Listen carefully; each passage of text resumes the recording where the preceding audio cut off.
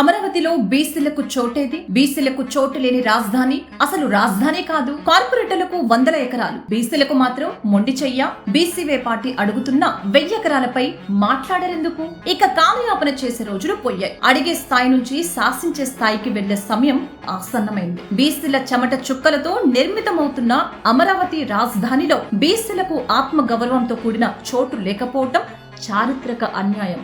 వేల ఎకరాల భూములను బడా కంపెనీలకు, పారిశ్రామికవేత్తలకు తక్కువ ధరకే కట్టపెడుతున్న చంద్రబాబు ప్రభుత్వం రాష్ట్రానికి వెన్నెముకగా ఉన్న బీసీలకు 1000 ఎకరాలు ఇవ్వడానికి ఎందుకు వెనకాడుతోంది?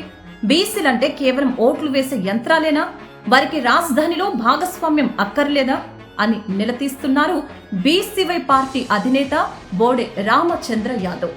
బీసీలను కేవలం కూలీలుగా లేదా ఓటర్లుగానే చూస్తున్నారనేది బీసీవై పార్టీ ఆవేదన. రాజధాని నిర్మాణంలో బీసీల చెమట, బీసీల రక్తం ఉంది. కానీ అక్కడ వారికి ఆత్మ గౌరవంతో కూడిన చోటు లేదు. ఇది బీసీలను చులకన చేయటమేనని అంటున్నారు బోడే రామచంద్ర యాదవ్. దశాబ్దాలుగా బీసీలను రాజకీయ పార్టీలు తమ పల్లకీలు మోయటానికి వాడుకుంటున్నారు. ఇప్పుడు ఒక హక్కుగా 1000 ఎకరాలు అడుగుతుంటే పాలకులు మౌనం వహించడం వారి అహంకారానికి నిదర్శనం అంటూ తీవ్ర స్థాయిలో విరుచుకుపడుతుంది బీసీవై పార్టీ.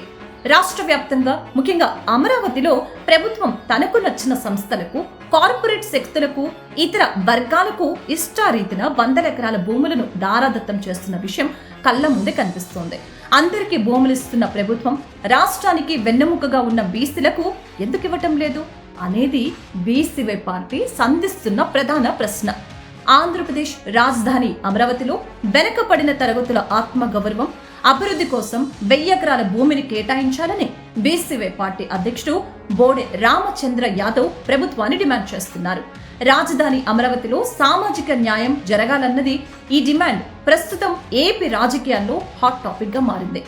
బీసీల విషయంలో ప్రస్తుత చంద్రబాబు ప్రభుత్వానిది ఎంతటి నిర్లక్ష్యం అంటే, అమరావతిలో అన్ని బీసీ కార్పొరేషన్లకు సొంత భవనాలు నిర్మిస్తామని రాష్ట్ర ప్రభుత్వం ప్రకటించింది. ఇప్పటి వరకు ఒక్క అడుగు కూడా ముందుకు పడలేదు. రాజధానిలో బీసీ కార్యాలయాలు, స్టడీ సర్కిళ్లు, సమావేశ మందిరాలను ఒకే చోట నిర్మించేలా ప్రణాళికలు సిద్ధం చేస్తున్నట్లు గొప్పలు చెప్పారు. ఆ దిశగాను అడుగులు పడుతున్నట్లు కనిపించడం లేదు. అందుకే పోరాడితే తప్ప బీసీలకు న్యాయం జరగదనేది అర్థమైంది కనుకనే అమరావతిలో 2వ విడత భూసేకరణ ప్రక్రియ జరుగుతున్న ఈ సమయంలోనే బీసీలకు ప్రత్యేక భూ కేటాయింపు జరగాలని డిమాండ్ చేస్తోంది బీసీవై పార్టీ.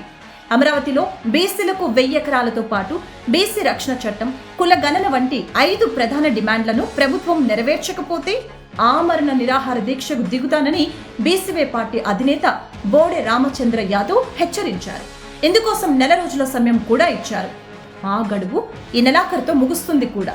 వచ్చే ఏప్రిల్ 11వ తేదీన నిరాహార దీక్షకు కూర్చుంటారు కూడా. బీసీలే కదా అని తక్కువగా అంచనా వేస్తే రాజధాని పునాదులు కదిలేలా పోరాటం తప్పదని హెచ్చరించింది బీసీవై పార్టీ. బీసీలకు భూమి కేటాయించే వరకు, బీసీల ఆత్మ గౌరవాన్ని కాపాడుకునే వరకు ఈ పోరాటం ఆగదని కూడా స్పష్టం చేసింది. బీసీవై పార్టీ ఈ డిమాండ్ను కేవలం భూమి కోసమే కాకుండా బీసీల ఆత్మ గౌరవ పోరాటంగా చూస్తోంది. ప్రభుత్వం ఇష్టారీతిన భూములు పంచుతున్న తీరు ఎండకడుతూ బీసీలకు చోటు లేని రాజధాని అసలు రాజధాని కాదు అనే స్థాయికి ఈ పోరాటాన్ని ముందుకు తీసుకువెళ్తామని కూడా హెచ్చరిస్తోంది బీసీవై పార్టీ.